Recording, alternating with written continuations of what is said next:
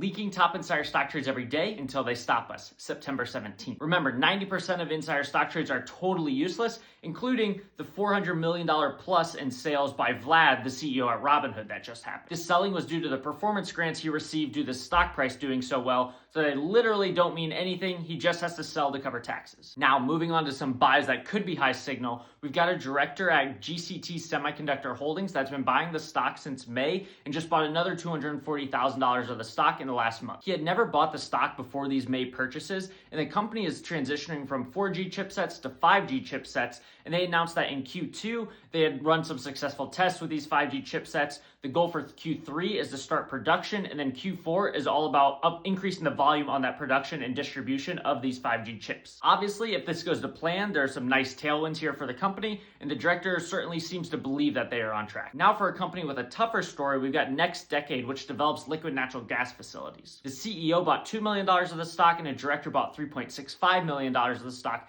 after its 30% dip in the last month. These are the first purchases ever for both of them. The company recently announced funding for Train 4 at their Rio Grande project, but this caused a handful of analysts to downgrade the stock, citing concerns about future cash flow projections and lower spot margins than what the company is assuming. However, it clearly seems like the insiders disagree, as they bought $2 and $3 million worth of the stock, which is nothing to sneeze at. And I also believe that the stock is probably done falling due to the analyst downgrades, at least. Obviously, if more bad news comes out, it could continue to go down. But a 30% sell-off on some analyst downgrades over a few days, with the stock now flattening out a little bit, probably means that that move specifically is done. However, this is an industry that I don't really know anything about, so probably not for me, but could be interesting if you're involved in that industry. And lastly, we've got Oblong, a crypto treasury stock where two insiders have just bought over $50,000 of the stock. Obviously, all of these tiny cap crypto treasury companies are just total schemes to try to maximize the stock price, and they certainly seem like they've been trying to pump up the price here, as they also released a press release a few days ago that was